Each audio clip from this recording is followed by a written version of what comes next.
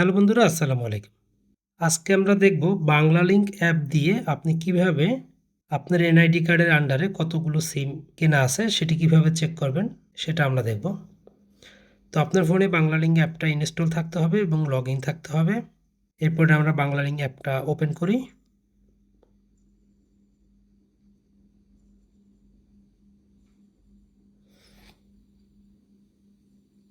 Open করার পরে এই যে কোণায় দেখতে পাচ্ছেন যে ৩টা হাইফেনের মতন, এটায় ক্লিক করবেন।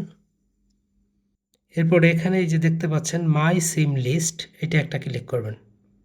তারপরে এখানে এই যে দেখতে পাচ্ছেন ইন্টার এনআইডি অর এসএনআইডি নাম্বার, এইখানে একটা ক্লিক করবেন। করার পরে আপনার এনআইডি কার্ডের লাস্ট 4টা যে ডিজিট থাকে সেই 4টা ডিজিট দেবেন। আপনার এনআইডি কার্ডের যে একটা নাম্বার থাকে সেটা লাস্টের 4টা ডিজিট এইখানে দিবেন। দেওয়া হয়ে গেলে এই যে সি লিস্ট, এটা একটা ক্লিক করবেন।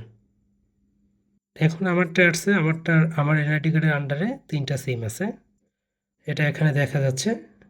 যেমন কোন অপারেটরের, সে তথ্যগুলো এই পাশে দেখতে পাবেন। ঠিক আছে বন্ধুরা, ভিডিওটা ভালো লাগলে লাইক করতে পারেন, আপনার বন্ধুদের সাথে শেয়ার করতে পারেন। আপনার কোনো মতামত থাকলে কমেন্টের মাধ্যমে জানাতে পারেন। ভালো থাকবেন। আসসালামু আলাইকুম।